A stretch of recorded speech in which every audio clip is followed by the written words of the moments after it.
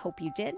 Please check out our podcast. You can find Storylines on CBC Listen, Spotify, Apple, Google, and everywhere you get your podcasts. Storylines is produced by AC Rowe. The show is part of the CBC Audio Doc Unit. Thanks for listening.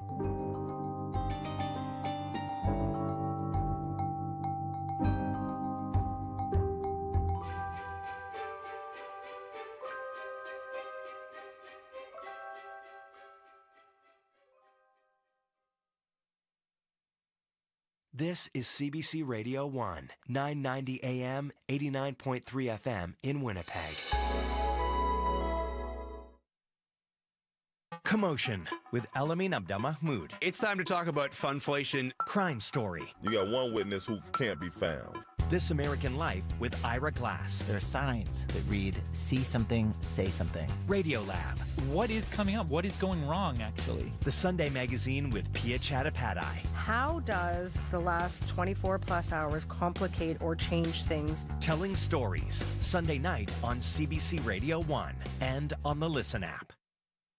You know the feeling of finding a really good podcast? Or the feeling of someone always being there, like your favorite radio show? Stream CBC Podcasts, CBC Music, and CBC Radio anytime, anywhere. Download the CBC Listen app. This is CBC News. At 12 o'clock, we're at plus 3 degrees with cloudy skies over downtown Winnipeg. Good afternoon. I'm Matt Humphrey. A warning, we begin with a story that deals with the topic of suicide. Friends and colleagues of a Winnipeg firefighter hope his death will create change. Earlier this month, 40-year-old Preston Hyde Bigner died of suicide. Those who knew him say he was deeply affected by what he witnessed daily. Ken Guerin worked with him and considered him to be one of his best friends. He says firefighters are often going to as many as 5 calls a day where people have overdosed or taken their own lives. For Preston, he was the type of guy that he cared about everybody so much. Even people he didn't know, he wanted them to get better. So I think that these calls they just took a toll on him. And I know they did because he told me. Guerin wants Hyde Bigner's passing to be considered a line of duty death and hopes others struggling seek mental health support. If you know someone who is struggling, you can dial 988 from any phone in Canada to reach the Suicide Crisis Helpline or go to 988.ca. A group supporting young people dealing with addiction says a gap in community-based services is contributing to a surge in drug use. Marymount's Nancy Parker was responding to Manitoba youth advocates sounding the alarm around a dramatic rise in cases involving addiction. Parker says there used to be more addictions counseling offered in schools and says vulnerable young people are now being exposed to far more dangerous drugs on the streets. Often they're being sexually exploited and really engaging in some really high risk and traumatizing behaviors ultimately for themselves. So it's intertwined with mental health as well as the social issues of poverty and being in care and trauma. So it's really complex. The Manitoba Advocate for Children and Youth says between 2019 and 2023, the number of cases involving addictions jumped from 3 to 22%. A West End woman is happy the city is finally taking action to clean up a pile of rubble. The apartment building at 694 Sherbrooke Street was demolished after a fire more than 2 years ago. A dispute between the city, the property owner, and the credit union holding the mortgage has dragged on ever since. Last month, Winnipeg put out a request for contractors to clean up the property. Cheryl Martin says the rubble has been a blight on her neighborhood. And so we've kept on trying to keep it in the public mind in terms of the city, and they've been really responsive. They've always responded in respectful ways. They've said, yes, you have a right to be upset about this. It's been, 112 weeks that it's been like this where something could have been done. So we're just really pleased. Work to clean up the property is expected to begin in June. Police in Ontario say they've cracked open one of the world's biggest heists. More than $20 million in gold was stolen in broad daylight from Toronto's Pearson Airport. Katie Nicholson has this update. This isn't just about gold. This is about how gold becomes guns. Police say the largest gold heist in Canadian history started to unravel on a Pennsylvania road last September. A traffic stop led to the discovery of 65 firearms police say were destined for Canada. A criminal ring funded in part by gold stolen 1 year ago today from an Air Canada cargo facility. Police allege there were two inside men who helped coordinate the heist, allowing a 5-ton truck to load the gold hours after it landed from Zurich. One of the suspects, an Air Canada manager, says Detective Sergeant Mike Mavity. He actually led a tour for Peel Regional Police before we knew his involvement. In all, 9 people have been arrested. 3 are still wanted on Canada-wide warrants. As for the nearly 7,000 bars of pure gold, only a small fraction of it has been recovered. Katie Nicholson, CBC News, Toronto. Ukrainian officials say at least 17 people were killed by a Russian missile attack in the city of Chernihiv. Ukrainian residents hit the ground for cover as the airstrike obliterated buildings. Dozens of people were injured. President Volodymyr Zelensky says the attack would not have succeeded if Ukraine received enough air defense assets. He warns his country is nearly out of ammunition to shoot down the near daily missiles launched by Russia. Starting today, the federal government is boosting tobacco and vaping taxes. It means a carton of cigarettes is going up by more than $4, and the price of a typical vape pod is going up anywhere between 12 and 24 cents. Vaping products were specifically singled out in yesterday's budget. The government says vaping is a growing public health issue driven by marketing campaigns targeting young people. And finally, passing on a language to the next generation. Neshaswe, Sangaswe, Medaswe. Yeah, now we can start. Lillian Travers nearly lost touch with her first language of Anishinaabe-Moan. Now she's teaching it at Ashern Early Years School. Half the students there are First Nations or Métis. Working here, giving the opportunity to work in this school system is like so rewarding for me to teach it, because it's dying out, but to bring it back and keep it going it's amazing. Travers says a growing embrace of Indigenous language and culture gives her hope about the future of Anishinaabe-Moan. In Winnipeg today, a high of 10 degrees, cloudy with scattered showers throughout. In Brandon, mainly cloudy and windy, a high of 8. Dauphin, a few showers, a high of 7. Flin Flon, you're seeing snow, a high of +2. Thompson, heavy snow, a high of +1. And in Churchill, blowing snow and windy, a high of -2.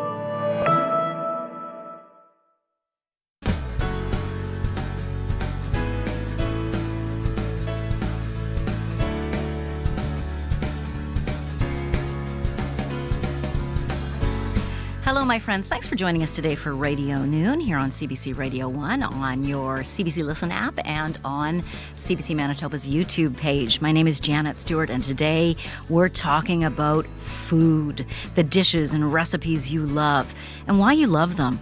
Coming up, we celebrate the stories behind the food, behind the memories that they bring. For me, like tea biscuits, Mean, and Elner. I'll tell you about her coming up. Join us for our conversation, our calling conversation after 12:30 today. We'll open the phones during the news. Also today, we are going to talk about the dangers of taking supplements when you don't know what could be in them. They're not always labeled correctly. But we begin with hazing in sport. Our first story today on Radio Noon may be triggering or disturbing for some people. We're going to talk about a story that's been in the news. Sports, hazing, and why hazing in sports still happens. RCMP say 5 rookie players on a Pembina Valley area high school hockey team were allegedly sexually assaulted by some teammates during a hazing ritual. 3 17-year-olds have been arrested by the RCMP, one for sexual assault and assault, the other 2 for sexual assault with a weapon and forcible confinement. An RCMP spokesperson calls what is alleged to have happened in the winter that just passed violent and humiliating initiations. That's a quote. Police say the rookies were between the ages of 15 and 16 years old. Jay Johnson joins us now. He's a professor in the Faculty of Kinesiology and Recreation Management at the University of Manitoba, and he's been studying hazing for decades. Good afternoon. Hi, Janet. Thanks for having me here. When you heard about this story, what did you think? What did you feel? Well, to be honest, as you mentioned, I've been researching this for over 30 years now, and I've been fielding calls just like this for those 30 years. So I've been asked the same questions, unfortunately, over that period of time. So a long-winded way of saying I wasn't surprised, because we've been hearing and discussing and researching these types of hazing incidences during that time and beyond. But you've been working on this for 30 years, researching it. You've put together toolkits to help stop hazing. Why does it still happen? Yes, that's right. Well, I think a couple reasons. I think obviously some teams still feel a sense of tradition for what was done in the past. Tradition? Really? Traditions. Yeah, so when you dig into the files in some of the higher profile cases, like Dr. Broom at McGill University, the football team, you find out, right, that they've been practicing some form of hazing ritual for a long period of time. And quite often that ritual will remain intact, or parts of it will remain intact or remain the same. And in that case, they were using a broom handle to sodomize their new recruits. Is there a sense of, among the victims, I had to suffer through this, so now you, young recruit, you have to suffer through it too? I'm going to do this to you? Absolutely. It's very cyclical. I liken it to a cycle of violence, right? So when you're the first-year player, you're the rookie, you're the one that is hazed, so you're centered out to mark that transition onto the team. But it comes with the promise that, the next year and for subsequent years, you will be a more senior player where you get to haze others too. And that really completes the circle of violence. From the outside, that sounds so incredibly unhealthy. Completing the cycle of violence. How did this become a tradition, and what positive did somebody somewhere think it would accomplish? Well, when I started looking at this actually from an anthropological sense, and when you look at cultures around the world for centuries, we've been practicing marking sort of that transition from youth into adulthood by having those youth do really arduous things, and sport is no different.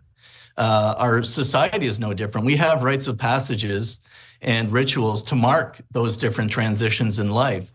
And sport, comes from similar traditions and backgrounds, and a lot of that understanding and belief that this brings us closer together as a community or as a team is inherent in that culture, and it's inherent in us. So it takes a lot of diligence and a lot of work to break that culture and to keep the positives that can transpire. I've always spoken to this, that I believe that it's really important for teams to have something to mark that transition for their new members coming onto the team. It's always been the ways that they do it that misses the mark and can cause all of this long-term and lifelong trauma. But there are different ways to get there. And that's also rooted in some of the research I've done. I come from an outdoor education background and use that as an intervention, taking teams and groups out into the wilderness for canoe trips or high ropes courses, to see whether it changes the way that teams do initiate. And of course it does. And it does come and it does provide that space for all these wonderful things that we know are in sport that can happen. But you also acknowledge that it can be lifelong harm done to the victim, the rookie. Absolutely. So there's a spectrum of hazing, right? To the extreme end of the alleged sexual abuse that we're seeing to, ones that are a little bit more innocuous or fall in that gray area of hazing. And along that spectrum, yes, that is my point, that any of those that if you ask, if your teammates can't look you in the eye and answer all of those questions to how this brings us closer together, how this will make us perform better as a team on the ice, on the soccer pitch, then you really have to question what you're doing at the heart of it. And that's the point that a lot of teams never get to, that self-reflection to what they're doing. What I'm arguing is that there's different ways to get there by replacing those, negative, harmful, traditional hazing practices with something different, instead of getting rid of, marking that transition altogether. You've put together toolkits, as we mentioned. What's the number one thing that we as a society can do to change this, to stop the pain? I think that's right. And I think that's part of the change that we have, at least me as a researcher and living in Canada, have noticed, right, is that it feels like we're at a time and place where people do feel a little bit more comfortable coming forward and sharing what's going on, in the secrecy of some of these places. And if you look at this case, and this is what we've seen over the last 10 years, is it's been driven underground. There's no coaches present. And, it's happening in closed spaces like hotel rooms when the teams are away, or in basements, away from universities or the rinks or wherever they're performing. So I think we're in a different space where people can come forward and they will receive support. And we are seeing the police following through, at least, with laying charges. And we are seeing, in the case of St. Mike's, charges not only being laid, but also followed through with in the courts. And youth were found guilty in that case. Remind us of the St. Mike's, remembering that kids could be listening. Remind us of the details of the St. Mike's case. Right. So St. Mike's is a school, a private school in Toronto, downtown Toronto. And some of the upper class boys were found abusing some of the younger athletes in the school. And I believe that one also was, they were sodomizing the youth. Again, with this being driven underground, because there's so much talk about it, coaches aren't involved anymore. Hopefully, no one anywhere is giving them the nudge, nudge, wink, wink. So what can we, is it up to parents to talk to their kids? How do we stop it? Definitely. I think transparency is a big part of all of this, right? So having those conversations with your kids, listening to what they're saying and providing opportunities for them to share that with you.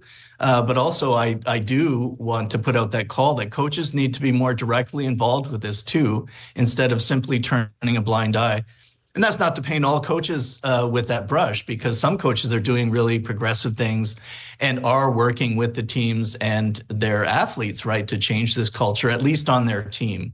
But that's not all coaches and that's not all administrations, right? And that's the reason that I keep getting called back to have these conversations is because something like this happens and a policy gets drafted and maybe someone's punished or sanctioned and we think we've dealt with it, but that's not really dealing with it. Roots of empathy, that term keeps coming up in my mind. Is that something that needs to be discussed more in sport, in the locker room, making our players more caring about each other? Certainly, and I think that's a part of the cultural change in sport that we're talking about, and you can link that obviously to what we see in the alleged sexual assaults and the sexual assaults that Laura Robinson's been chronicling for the last 30 years.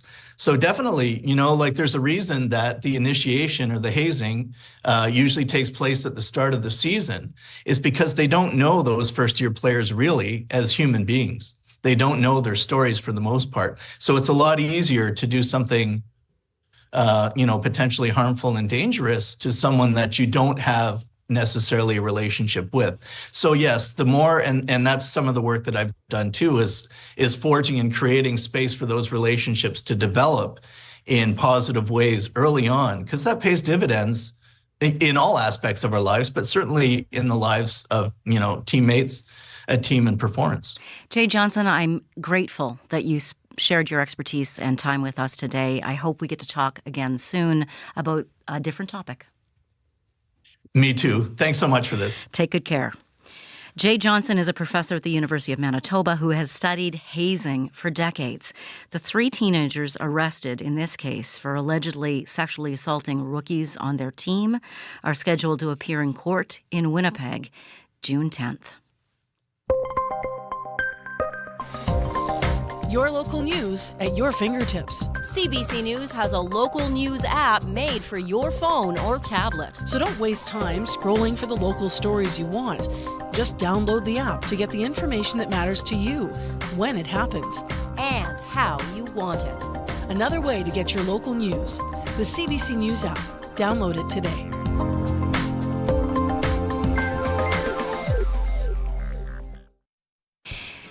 is 12:18. You're listening to Radio Noon here on CBC Radio 1, 89.3 FM and 990 AM. That's a habit that I give out those numbers. You know those numbers. Wherever you're listening from, we're glad you're listening. The CBC app is very handy for that. Today on Radio Noon, we are going to talk about food, comfort food. That is our calling conversation coming up at 12:30. We have two university professors with us who've been traveling the province, gathering stories, talking to people as they cook about why they make things the way that they do. Why do you make things the way that you do? Who taught you when you're making that food? What does it make you feel? Who does it remind you of? Join our call-in conversation. We'll open the phone lines at 12:30. We're also going to talk about the supplements that people take and how you really need to be careful what you take. Today, if you're in northern Manitoba or you're traveling there, you need to be careful about how you're driving. We've got a snowfall advisory in effect because there's so much snow. It's such a prolonged period of snowfall that it's actually a warning for northern Manitoba. So Thompson, Nelson House, South Indian Lake, Lynn Lake, Flin Flon, The Paw, Genpeg, Cross Lake, you know it. You could get another 15 to 30 centimeters. Be careful while you're driving today. Riley Laychuk will join us after 12:30 as well to look at the forecast in depth.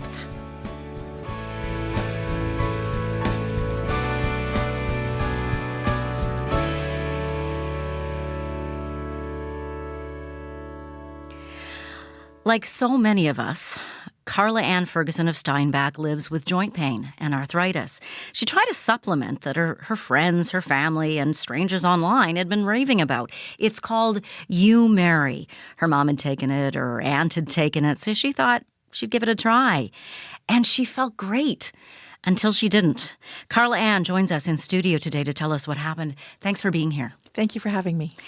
At some point in this tale, you went to the hospital. What sent you there? What feelings? I thought I was having a heart attack. I was having shortness of breath and pressure in my chest, and I couldn't lift my left arm. I had a terrible headache, and I thought I was having a heart attack. How frightening was that? I was petrified. I called my daughter to help me, to take me to the ER because I thought this was the end. Oh, my goodness. So you get there, and they hook you up to an EKG, and it shows that it wasn't your heart.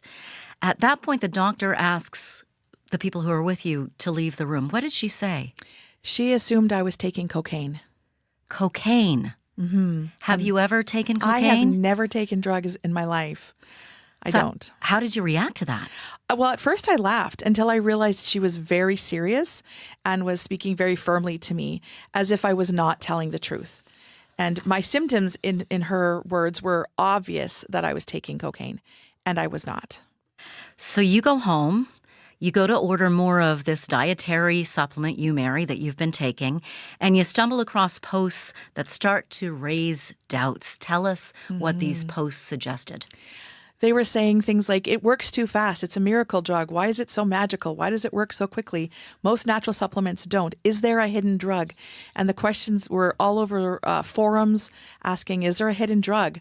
And that's when I started getting very curious about what might be in there. So you sent You Mary a sample to this website you found called Get Your Drugs Tested. It's a laboratory service out of Vancouver. What did that testing reveal? It revealed that the pills that were in my bottle, the last two pills that I sent to them, had 40 to 45% diclofenac, which is an NSAID. An NSAID. A non-steroidal anti-inflammatory. Yes. To help us understand what's going on here, let's bring in Scott Penner to this conversation. He's the owner of a PharmaSave in Steinbach. Thank you for joining us, Scott. My pleasure. Glad to be here. What is, how do I say this, diclofenac? Yeah, I've heard it done both ways, diclofenac or diclofenac. It is an NSAID or a non-steroidal anti-inflammatory drug. When you hear that 40 to 45% of a supplement that does not list that as an ingredient contained this, what do you think? I think, oh my goodness, this is extremely dangerous, both short-term and long-term, and people should really not be taking it at all. Now, there are people who have prescriptions for this drug, correct? Yes, indeed. Diclofenac has been around probably for about 50 or 60 years. It is in the same family as ibuprofen, aspirin, naproxen, which a lot of people are familiar with. In proper doses, it's an excellent anti-inflammatory. I've been getting questions as, should I just stop taking my diclofenac? And the answer is no. At proper prescription doses, it's a perfectly safe medication. The problem is, Carla-Ann, you didn't know that you were ingesting this drug. And could it potentially, Scott, could it potentially interfere with some other drug she's having or some other medical condition she has?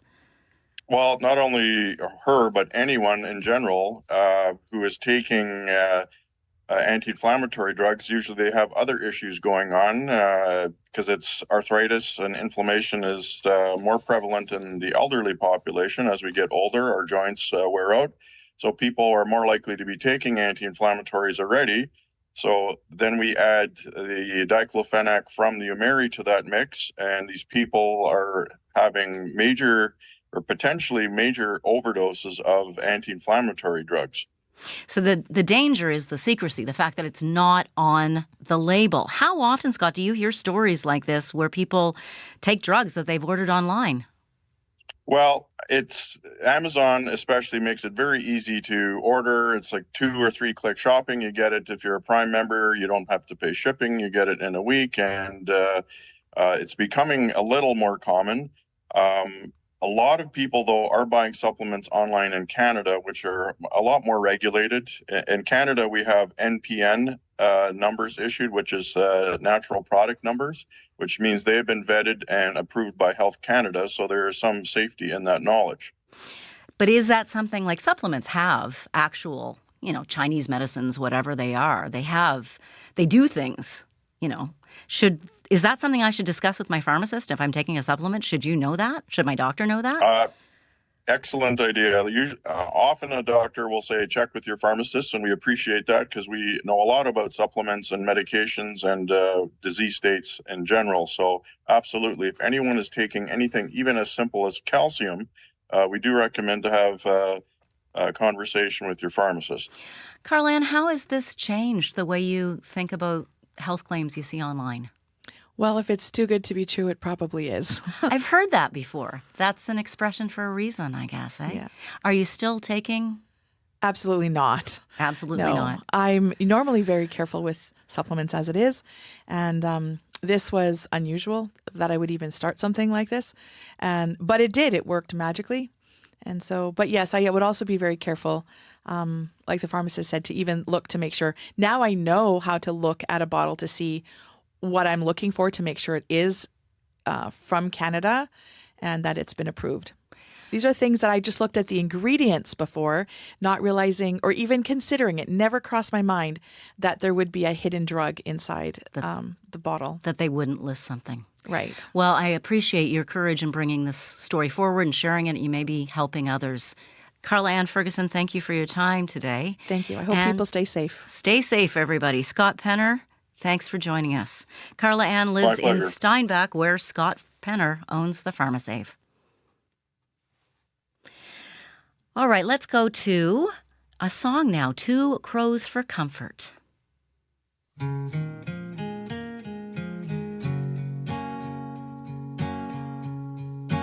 I get sad in summer and the fall.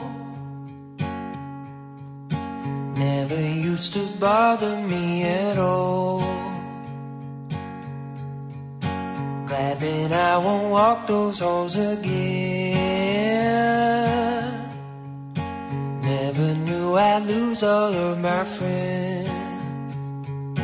I don't mean to dwell, I just like to tell a simple story.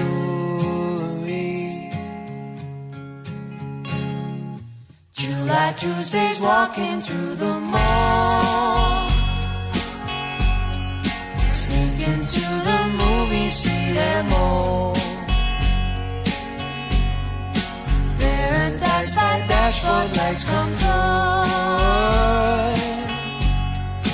Forever think of you and that song. Are those times not meant to last? Do I romanticize the past? Do I fantasize the facts? stay too long for red roses, a little more than the rest of us.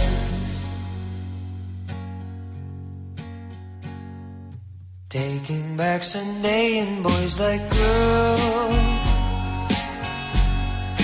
soundtrack to a perfect little world. Grab a seat right next to me, my dear. I've got something I'd like you to hear. Oh, that's all I got a lot of world to see. Baby, it ain't just you and me no more. Are these times not meant to last? Do I romanticize the past? Do I fantasize the facts and stay too long for red roses, a little more than the rest of us? These times are meant to last. Do I romanticize the past? Do I fantasize the facts and stay too long for red roses, a little more than the rest of us?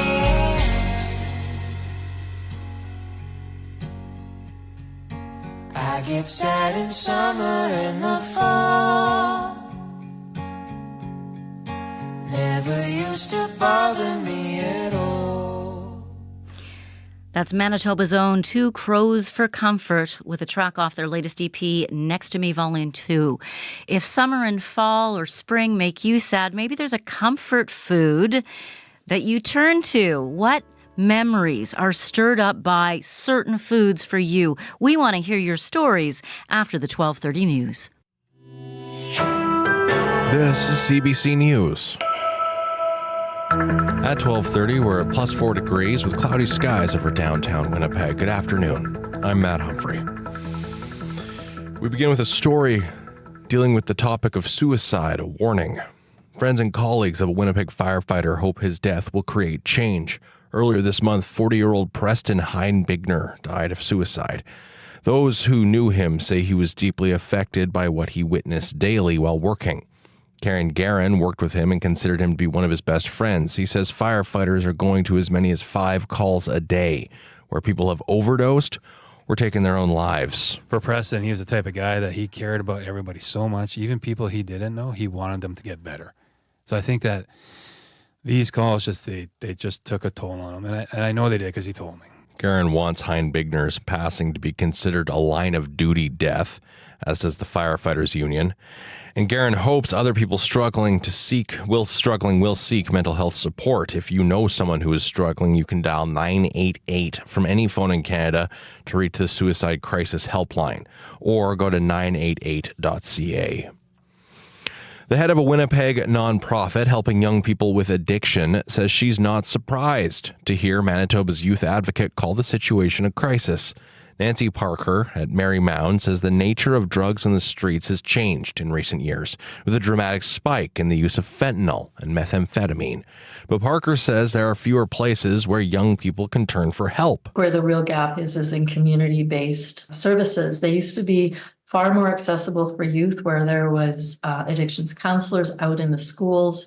And I do believe that was far more successful. Parker says young people using drugs are often dealing with other problems like poverty or trauma. The Manitoba Advocate for Youth and Children says between 2019 and 2023, the number of cases involving addictions jumped from 3 to 22%. And the rising cost of baby formula has some families on edge. According to Statistics Canada, prices jumped 30% in the past 2 years. That means more families are seeking help from charities. Angela McIver has the story.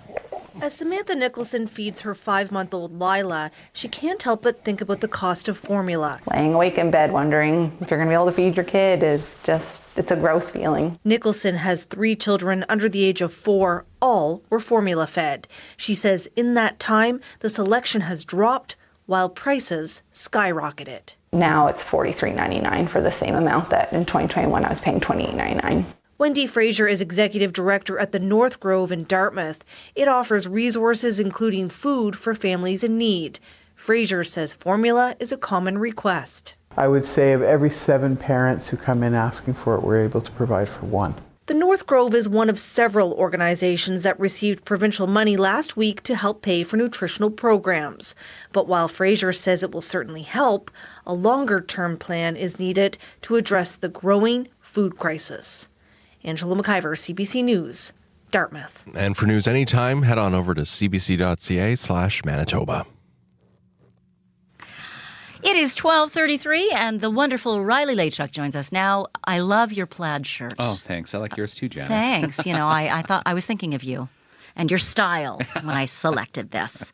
What's happening in our weather today besides lots? Besides lots, yes. Lots to talk about once again today, including snowfall in northern Manitoba. I want to step back, though, and talk about the rainfall that we saw through the day yesterday here in the southern part of the province. So looking at some of the CoCoRaHS data, this is as of 9:30 this morning, generally about 15 millimeters in Winnipeg, 16 in St. James, about 17 millimeters in both Transcona and Island Lakes. Here in the downtown, it was about 15 millimeters is what we saw, and 10 in Headingley. Looking a little bit further outside the city, Brandon getting about 20 millimeters of rain yesterday.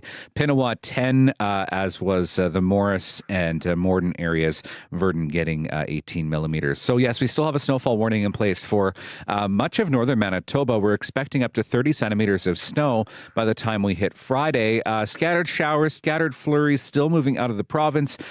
Still a chance we could see a few raindrops here in southern Manitoba through the afternoon hours, but we are looking at 15 to 30 centimeters.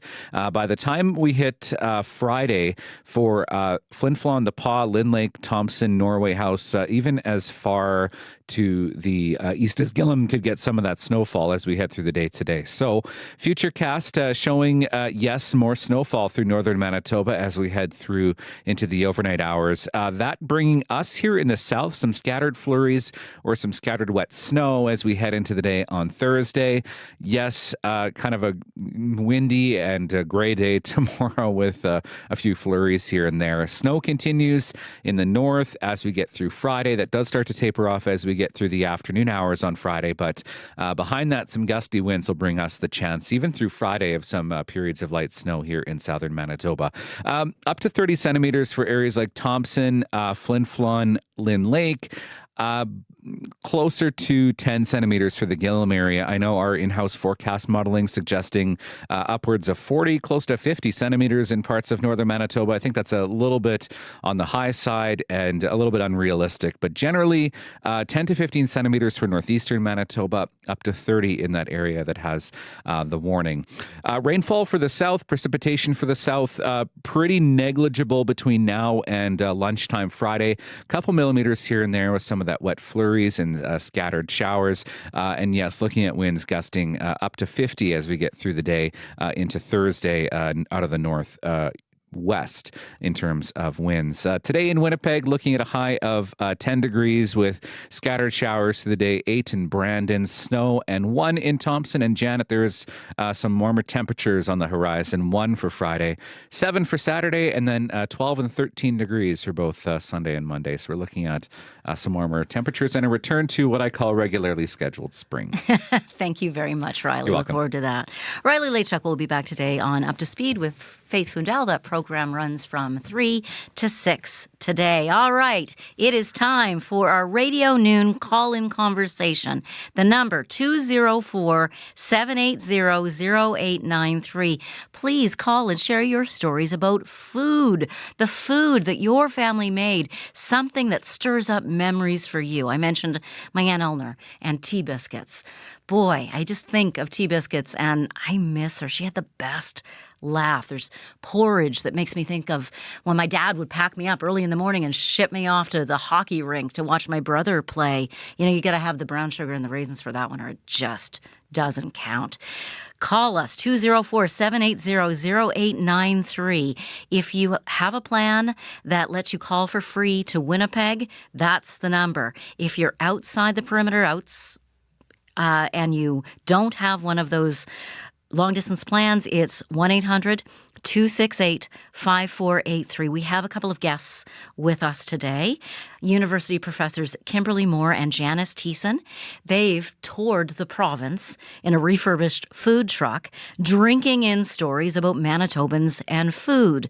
With help from food history students and research assistants, they've been collecting oral histories from people about the food they make, why they make it the way they do, and what it means to them. They've written a book based on what they heard called Manitoba, the stories behind the foods we eat. And it launches tonight at the Manitoba Museum. We're going to help them help us explore the dishes or recipes that make a difference in our lives. But we need to hear from you too today, please. 204-780-0893. Kimberly Moore. Hi, Kimberly Moore. Hi, Janet. Kimberly, sorry, I'm getting very familiar. Good. An adjunct professor in programming and collection specialist at University of Winnipeg's Oral History Center. And with her is Janice Thiessen. Hi, Janice. Hello. Thanks for being here. She's professor in the Department of History at the U of W. When you tell people, Janice, about these road trips in the food truck, what do you tell them? How do you describe it? A brilliant idea that seemed like a really fun thing until you get one and then you realize what a horrible mistake you've made, but it still worked out well. So why was it a horrible mistake, Kimberly? Well, it wasn't, and it functioned really well much of the time, as per our intention, which was to have people cook and tell us about the food they made. But if you were me, you had to drive it to places like Dauphin, Manitoba, and, you have a limited window in Manitoba where roads aren't torn up and you're kind of maneuvering this truck around pylons. You're saying food truck driving isn't necessarily the most agile or easy thing? Yeah, I'm glad to know I can do it, and also glad that I won't have to do it again. Janice, do you still think it's a mistake, the food truck? No, I'm somewhat joking. The driving, terrible. Happy that Kim did it so I didn't have to. The maintenance, horrifying. Grateful for U of W safety office help, but the actual use in terms of cooking, that was a delight. Having people on board to cook was always fun. Well, tell me about that. A favorite memory. What jumps out at you, Janice? Oh, a favorite memory. We had a gentleman, Tony Lopez, if I remember correctly, who came on board the truck when it was at the farmers market south end of Winnipeg. And he produced a whole tapas spread and shared his stories of his background in the Canary Islands, and even procured a bottle of wine for us to share with all of his food afterwards. Do you have a favorite memory, Kimberly? I think every time somebody walked up to the food truck asking what we sold, which of course was nothing. So then it was an opportunity to tell them what we were actually doing and a little bit about our project, and sort of reach out and talk to people, maybe just off the cuff about what was important to them or what food they liked. That's what we want to hear today, those stories. 204-780-0893. When you told people what you were doing, would their faces light up? Would they tell you something? Well, no, because they wanted a hamburger, I think. But yes, there's always, people love to talk about food. There's always kind of a resonance and connection there. Why is that? In all your years of studying or thinking about this, why do you think food connects us so quickly with our childhoods or a person in our lives? Well, there's a famous excerpt from some French scholar's memoir where he's talking about the importance of smell and taste in reviving memories. And I think it brings all the senses together. And so it prompts then that kind of a discussion and reflection. So I've told you about Ann Elner and her tea biscuits, Dad and his porridge. Kimberly, do you have something like that in your life? I was actually a little bit surprised during this project that the stories we heard were uniformly comforting and positive and about good memories, because my siblings and I can commiserate for hours about all of the food from our childhood we never want to see again, like pancakes for dinner or corned beef hash with canned peas. So we have kind of embodied memories that way. I'm laughing because I'm thinking about, okay, yeah, I can remember. There's a couple of those in my family too. Janice, you're laughing. What surprised you most about this? About the project? About the project and maybe about the food memories it brought back for you. Oh, food memories it brought back. I'm similar. My mother actually rejected my father's marriage proposals multiple times and then finally told him, I don't want to cook for you. And he had to tell her, I'm not asking you because I'm looking for a cook. But she hated cooking. She made some things that were really good if you ate them at the time that they were made, but she had a tendency to like bake en masse, and then you'd have these freezer-burned buns with just the thinnest of layers of jam, and that was your sandwich for school. But she also made really delightful, things like borscht within my own family's tradition that were great. And the borscht, I mean, that is a conversation on its own in Manitoba. How do you make it? You must have had someone come in and make borscht. Did you? Into the food truck? Not on the truck, but we had someone at the Manitoba, the Steinbach Heritage Village, who shared the production of borscht there, which was fantastic for me personally because I had been doing it wrong. What had you been doing wrong? Throwing the tomatoes in right away, which means that you have to then boil the soup for 4 days before the cabbage starts to lighten up a bit. Everyone seems to have, do they do it with a bone? Do they do it without a bone? Like there's so many borscht stories in this province. We have Phil on the line. Phil, thank you for calling Radio Noon. What is this bringing up? What memories is this conversation bringing up for you? Well, every November it was a tradition in our family to make the homemade mincemeat. So we'd get the grinders out and then the suet out and all the fruit that needs to go in there and grind it all up.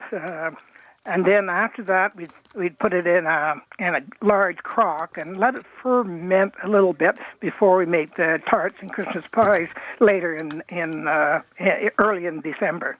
Now, that was a big thing, making the mincemeat. I always look forward to that. How young do you think you were when you started assisting in the making of this mincemeat? Ooh, I would say about 7, I think.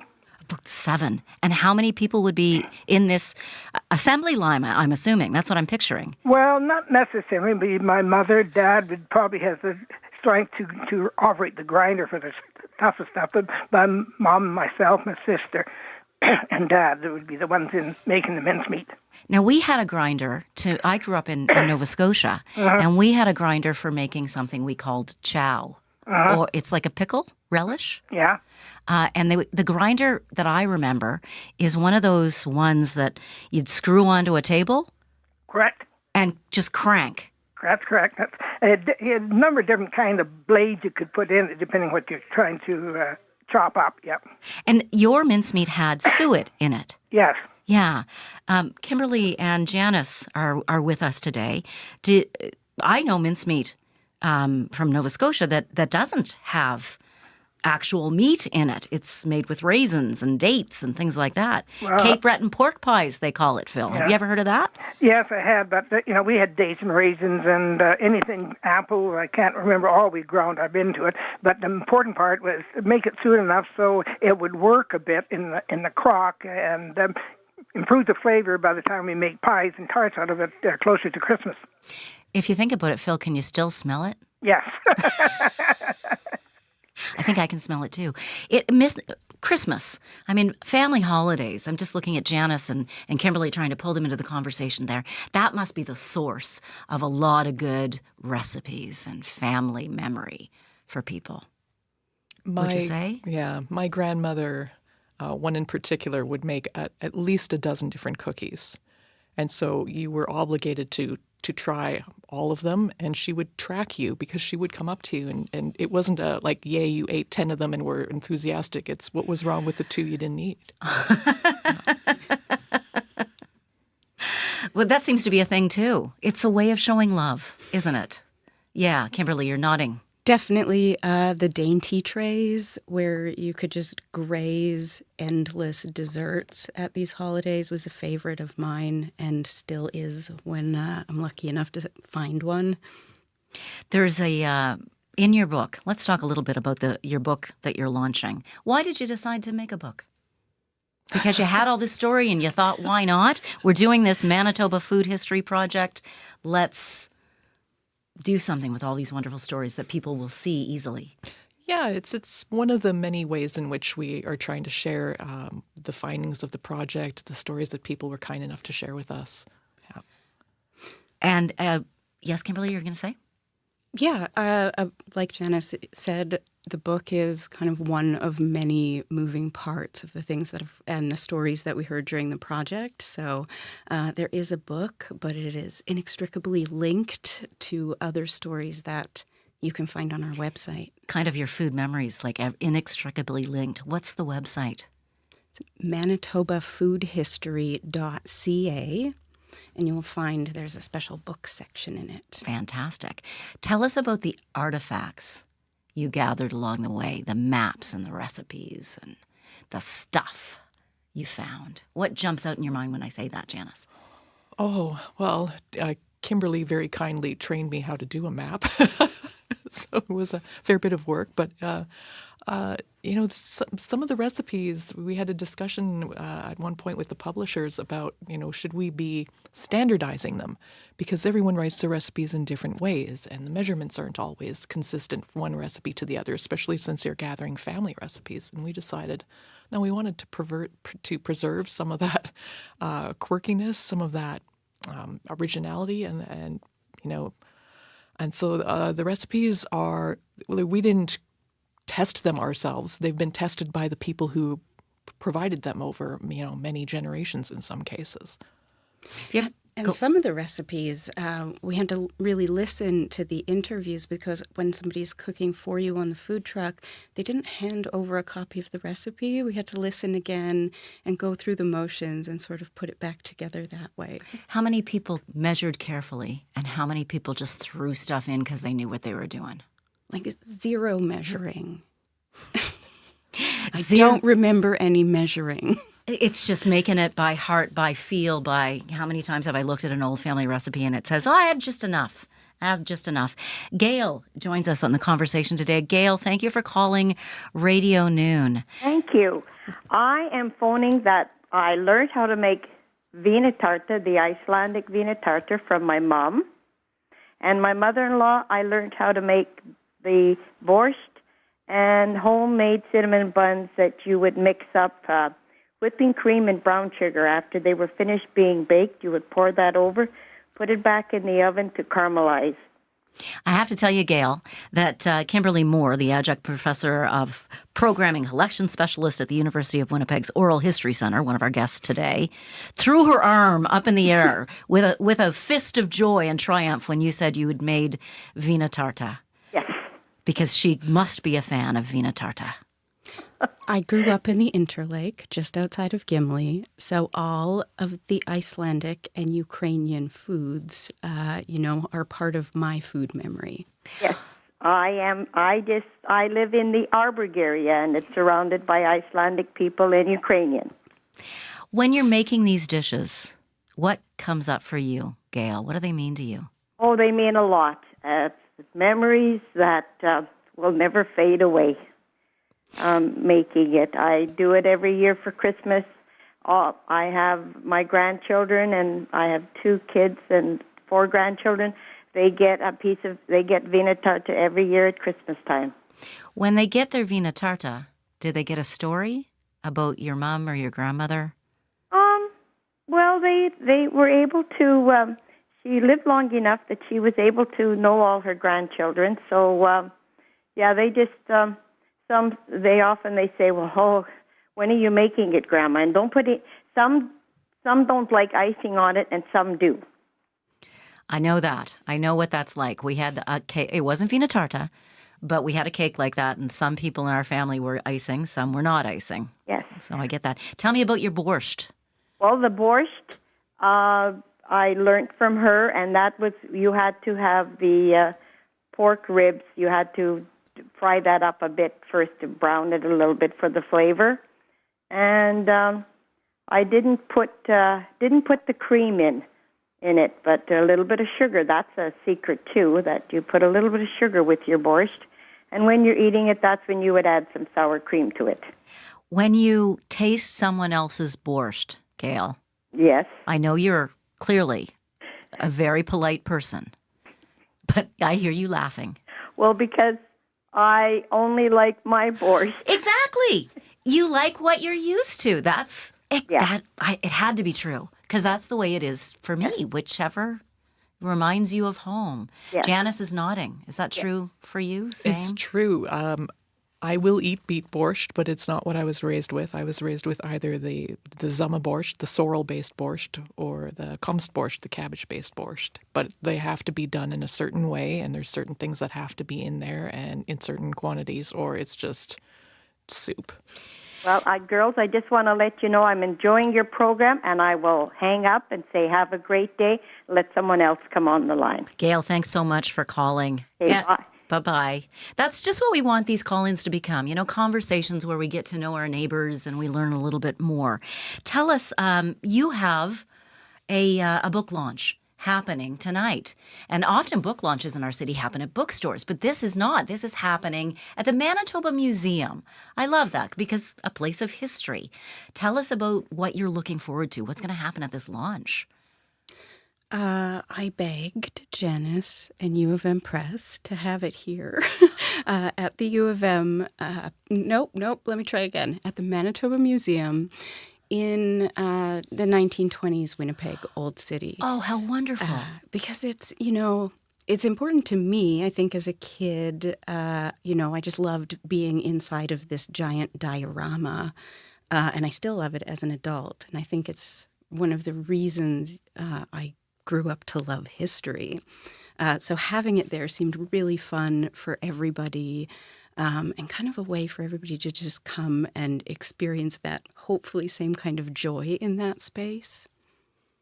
Kim is creative in ways that I am not, and so that's one of the delights of this partnership. So she's got trailers, audiovisual clips that are going to be showing in the little mini movie theater there. Oh, that's wonderful. And there will be Fat Boy sliders. Now, talk about the Fat Boy. Tell me about the significance of the Fat Boy slider slider, obviously, because they're smaller, because sliders are small hamburgers. But what does the Fat Boy mean to Manitoba? Janice, come on. No, Kim is the Fat Boy expert. Okay. Yep. It's kind of hard to describe, but it doesn't mean, a hamburger that we like to eat. The Fat Boy, my favorite fact about the Fat Boy is that no restaurant decided to call it that. It was democratically named by Winnipeggers. And then eventually, I believe it was the Dairy Whip was the first to have it on the menu, but it had been named that. Just everybody kept calling it that. And so now we have this sort of, burger with this name that will cause people to side-eye you if they're not from here. Well, it doesn't sound like great marketing. No, it doesn't. It sounds like I'm going to order the thing that's going to make me gain a lot of weight. Yeah, and there's a sign outside of one of the juniors that is perpetually up, and it's the two Fat Boys $10, and it's a meme on the internet because it's so bizarre. And I think, at a surface level, that's one thing we really love about it. It's, borderline obscene, but then underneath that, I don't want to spoil the book, which is why I'm sort of withholding here. But beneath that, there's something about it. There's something about hearing the Winnipeg Fat Boy that means no other Canadian city can take it away from us. It's something we as Manitobans have. It's ours, and we named it. One of my favorite things about our book is that our publisher very kindly let us move away from the serious academic chapter titles. And so there's a chapter in there called Fat Boys and Nips. Which I was told was fine if I explained what that was in the first sentence. Kimberly Moore, Janice, Pete Thiessen, thank you so much for joining us today. They'll be at the Manitoba Museum tonight at 7 to launch their book called Manitoba, The Stories Behind the Foods We Eat. Thank you so much for being with us today. Thank you. Faith Wundal has walked into the studio. Hi, my friend. What's coming up today on Up to Speed? Capital gains taxes on wealthy individuals and companies are going up. The feds say the inclusion rate on some capital gains will bring in $19 billion in revenue. Businesses can also pay income tax on 2/3 of their capital gains earnings, which is up from 1/2. Big business calls it a disincentive to investment. Did you get anything I said? I did. I understood actually everything. And there are folks who don't, because they don't deal with capital gains, they go, I have no idea what this means. Well, it just scares anybody who owns a house because they think, if I sell my house, although on your home, there is no capital gains tax, is my understanding. So we're going to explain what that all means, who this policy will impact the most and who it may not impact. And we'll just help explain what this all means because, like I said, not everybody knows what we're talking about. But they will after they listen to Up to Speed today. I hope so. Thank you, Faith Fundahl. Thank you. Faith hosts the show that airs here from 3 to 6 p.m. on our CBC Listen app and on our YouTube page. I want to thank everyone for listening and the people who worked on the show today. Thank you to Matt Humphrey, Riley Lachuk, Brad Lillies, Daniel Fries, and Wendy Parker, our producer and director, abundantly patient with me. Thank you, Wendy. Nellie Gonzalez, Leif Larson are our leads. Thanks for your help. You're listening to CBC Radio 1. Coming up next, Writers and Company. Have a great day.